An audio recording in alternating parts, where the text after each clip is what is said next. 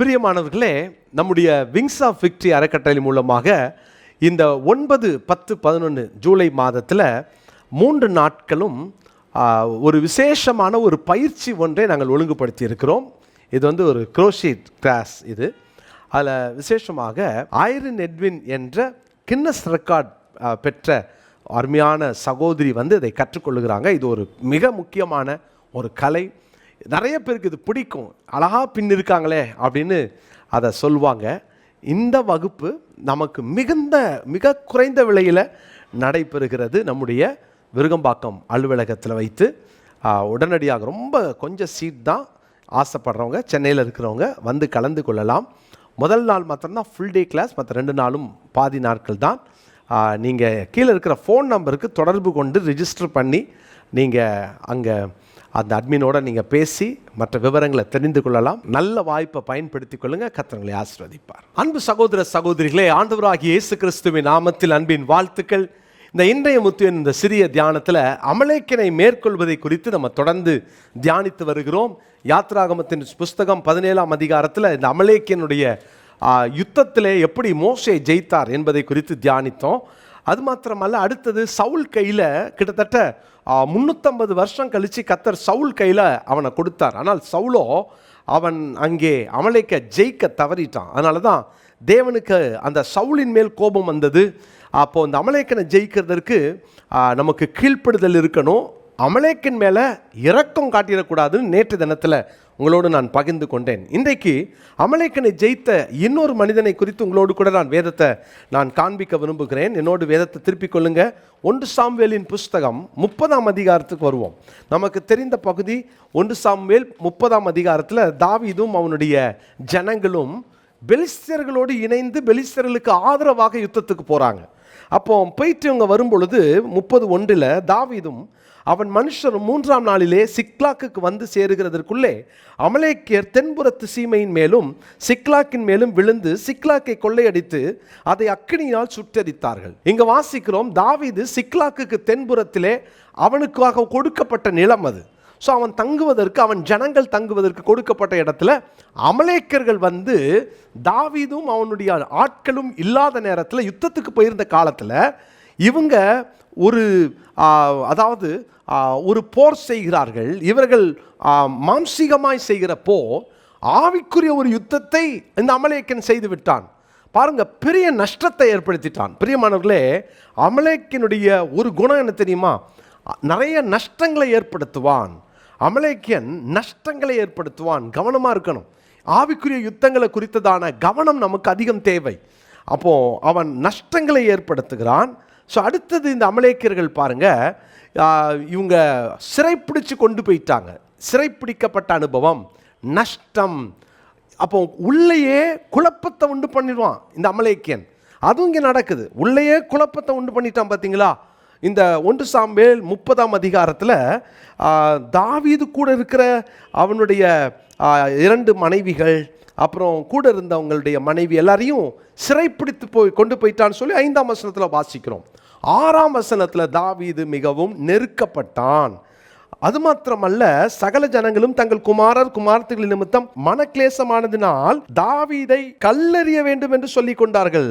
கூட இருக்கிறவங்க, தாவீது கூட ஒட்டி கொண்டிருந்தவர்கள் இப்பொழுது கல்லெறிகிற அளவிற்கு வந்துட்டாங்க. அப்போ எவ்வளோ பெரிய வேதனையான காரியம். இப்போ வேதம் சொல்லுகிறது, தாவீது அழுதான். 4ஆவது வசனத்தில் அழுகிறதற்கு தங்களில் பலன் இல்லாமல் போக மட்டும் சத்தமிட்டு அழுதார்கள். இதெல்லாம் அழுது வேதனைப்படுற நேரத்தில் தாவீது தன் தேவனாகிய கர்த்தருக்குள்ளே தன்னை திடப்படுத்தி கொண்டான். தன் தேவனாகிய கர்த்தருக்குள்ளே தன்னை திடப்படுத்தி கொண்டான். இதுதான் தாவீது செய்த காரியம். தன் தேவனாகிய கர்த்தருக்குள்ளே தன்னை திடப்படுத்தினான். பிரியமானவர்களே, அமலேக்கனை மேற்கொள்வதற்கு நாம் நம்மை திடப்படுத்தி கொள்ள வேண்டும். நம்மை திடப்படுத்தி கொள்ள வேண்டும். அப்புறம் அமலேக்கனை மேற்கொள்ளணுமா? திடப்படுத்தி கொள்ளுங்கள். எதை திடப்படுத்துவது? முதலாவதாக இன்றைக்கு நான் வேதத்திலிருந்து சங்கீதங்களின் புஸ்தகம் 27ஆம் சங்கீதம் 14ஆவது வசனத்தை நான் படிக்கிறேன். 27ஆம் சங்கீதம் 14ஆம் வசனம். கர்த்தருக்கு காத்திரு, அவர் உன் இருதயத்தை ஸ்திரப்படுத்துவார். திடமனதாய் இருந்து கர்த்தருக்கே காத்திரு. அப்போ தேவனுக்கு காத்திருக்கும் போது இருதயத்தை ஸ்திரப்படுத்துவார். He will strengthen our heart. அவர் நம் இருதயத்தை ஸ்ட்ரென்தன் பண்ணுவார். அமலேக்கன் அவன் இழப்பையும் நஷ்டத்தையும் குழப்பத்தையும் ஏற்படுத்திட்டா நம்மளால் அடுத்த பகுதிக்கு போக முடியாத அளவு நம்முடைய ஸ்ட்ரென்த்தெல்லாம் போன மாதிரி ஒரு நிலைமைக்கு வந்துடுவோம். நம்முடைய பலனெல்லாம் போன மாதிரி ஒரு நிலைமைக்கு வந்துடுவோம். நம்மளால் எழுந்து வேலை செய்யவே மனம் இருக்காது. கர்த்தருடைய பிள்ளைகளே, இந்த அமலேக்கியன் இருதயத்தை அவன் ஸ்திரமற்ற ஒரு நிலைக்கு கொண்டு போயிடுவான்.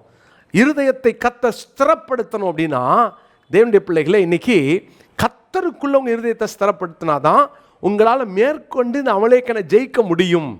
அதனால தான் தாவீது பாருங்க, கர்த்தருக்குள் தன்னை திடப்படுத்தி கொண்டான். அவனுடைய வேலையே அதுதான், உங்களுடைய இருதயத்தை ஸ்திரமற்றதாய் மாற்றி விடுவான். நான் இன்னொரு வசனத்தை உங்களுக்காக வாசிக்கிறேன். என்னாகமம் 32ஆம் அதிகாரம் 7ஆம் 8ஆம் 9ஆம் வசனங்களை பார்த்தீங்கன்னா, என்னாகமம் 32ல் இங்கே ஆண்டவர் மோசே மூலமாக அந்த தேவ ஜனங்களை எப்படி எச்சரிக்கிறார் பாருங்களேன். கர்த்தர் இஸ்ரவேல் புத்திரருக்கு கொடுத்த தேசத்திற்கு அவர்கள் போகாதபடிக்கு நீங்கள் அவர்கள் இருதயத்தை திடனற்று போக பண்ணுகிறது என்ன? நீங்கள் அவர்கள் இருதயத்தை திடனற்று போக பண்ணுகிறது என்ன? இது ஒரு சம்பவம் நடக்குது. அது மாத்திரமல்ல, அதாவது ரூபன் புத்திரரும் காத் புத்திரரும் தேவ ஜனங்களை இங்கேயே தங்கிடலாம், இந்த இடத்துல நம்முடைய மேய்ச்சலெல்லாம் வச்சிடலாம் அப்படின்னு, அதாவது கானானுக்கு போவதற்கு முன்பாக வேற இடத்துல செட்டில் ஆக ரூபன் புத்திரரும் காத் புத்திரரும் முயற்சிக்கும் பொழுது மோசே எச்சரிக்கிறார். சொல்றாரு, அந்த தேசத்தை பார்ப்பதற்கு நான் உங்கள் பிதாக்களை காதேஸ் பர்னேயாவிலிருந்து அனுப்பின போது அவர்களும் இப்படியே செய்தார்கள். அவர்கள் எஸ்கோல் பள்ளத்தாக்கு மட்டும் போய் அந்த தேசத்தை பார்த்து இஸ்ரவேல் புத்திரர் கர்த்தர் தங்களுக்கு கொடுத்த தேசத்திற்கு போகாதபடிக்கு அவர்கள் இருதயத்தை திடனற்று போக பண்ணினார்கள். என்னாகும் 13ஆம் அதிகாரத்தில் காதேஸ் பர்னேயாவில் உட்கார வச்சு எல்லாரும் துர்ச்செய்தி பரப்புனாங்களே, இருதயம் கரைந்ததே, இருதயம் திடனற்று போனதே, இந்த காரியத்தை சொல்லுகிறார். திரும்பியும் நீங்க ரூபன் புத்திரரே, காத் புத்திரரே, தேவ ஜனங்களை திடனற்று போக பண்றீங்களோ, இதுதான் அமலேக்கின் ஆவி. அமலேக்கியன் அவன் யார் மூலமாவது உங்க இருதயத்தை சோர்வடைய செஞ்சிருவான். உங்க உற்சாகம் போயிரும், உங்களால் எழுந்து ஓட முடியாது, அடுத்த லெவல் அடைய முடியாது. ஒரு நாள் உங்க இருதயத்தை சோர்வடைய இடம் கொடுக்காதீங்க. அது அமலேக்கியனுடைய திட்டம். அப்போ உங்கள் இருதயம் ஸ்திரப்படுவதாக, உங்கள் இருதயத்தை நீங்க கர்த்தருக்குள்ளாக ஸ்திரப்படுத்தி கொள்ளுங்கள். அதுக்கு என்ன பண்ணுவது? சங்கீதங்களின் புஸ்தகம் 31ஆம் சங்கீதம் 24வது வசனத்தை நான் வாசிக்கிறேன். சங்கீதம் 31:24 நான் படிக்கிறேன். கர்த்தருக்கு காத்திருக்கிறவர்களே, நீங்கள் எல்லாரும் திடமனதாய் இருங்கள், அவர் உங்கள் இருதயத்தை ஸ்திரப்படுத்துவார். கர்த்தருக்கு காத்திருக்கிறவர்கள்.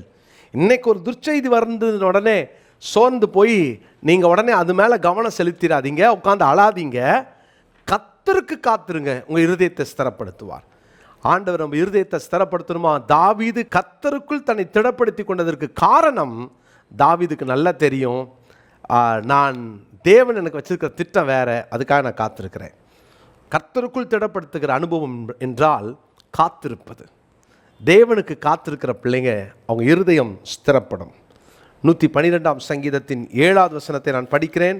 சங்கீதங்களின் புஸ்தகம் 112:7வது வசனத்தை நான் வாசிக்கிறேன். துச்செய்தியை கேட்கிறதினால் பயப்படான், அவன் இருதயம் கர்த்தரை நம்பி திடமனதாயிருக்கும். துர்ச்செய்தியை கேட்கிறதினால் அவன் பயப்படான், அவன் இருதயம் கர்த்தரை நம்பி திடமனதாயிருக்கும். இதை இந்த நாளுக்குரிய மனப்பாட வசனமாக குறித்து கொள்ளுங்க. துர்ச்செய்திகள் வரலாம், பல பிரச்சனைகள் வரலாம், உங்களை சோர்வடைய செய்யக்கூடிய வார்த்தைகள் வரலாம், சில காரியங்கள் நடக்கலாம், சில செய்கைகளை நீங்கள் பார்க்கலாம். பயப்படாதீங்க, காத்திருங்க.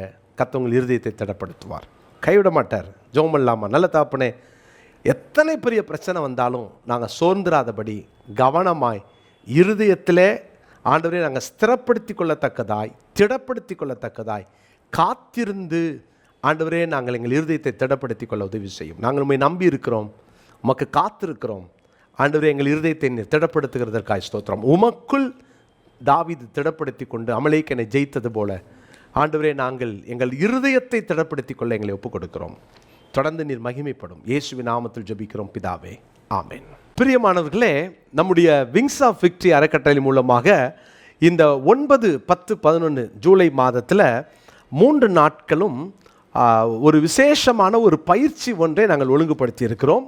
இது வந்து ஒரு குரோஷிட் கிளாஸ். இது அதில் விசேஷமாக ஐரின் எட்வின் என்ற கின்னஸ் ரெக்கார்ட் பெற்ற அருமையான சகோதரி வந்து இதை கற்றுக்கொள்ளுகிறாங்க. இது ஒரு மிக முக்கியமான ஒரு கலை.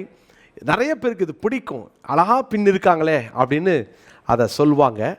இந்த வகுப்பு நமக்கு மிக குறைந்த விலையில் நடைபெறுகிறது. நம்முடைய விருகம்பாக்கம் அலுவலகத்தில் வைத்து உடனடியாக ரொம்ப கொஞ்சம் சீட் தான். ஆசைப்படுறவங்க சென்னையில் இருக்கிறவங்க வந்து கலந்து கொள்ளலாம். முதல் நாள் மாத்திரம்தான் ஃபுல் டே கிளாஸ், மற்ற 2 நாளும் பாதி நாட்கள் தான். நீங்கள் கீழே இருக்கிற ஃபோன் நம்பருக்கு தொடர்பு கொண்டு ரிஜிஸ்டர் பண்ணி நீங்கள் அங்கே அந்த அட்மினோட நீங்கள் பேசி மற்ற விவரங்களை தெரிந்து கொள்ளலாம். நல்ல வாய்ப்பை பயன்படுத்தி கொள்ளுங்கள். கர்த்தர் உங்களை ஆசீர்வதிப்பார்.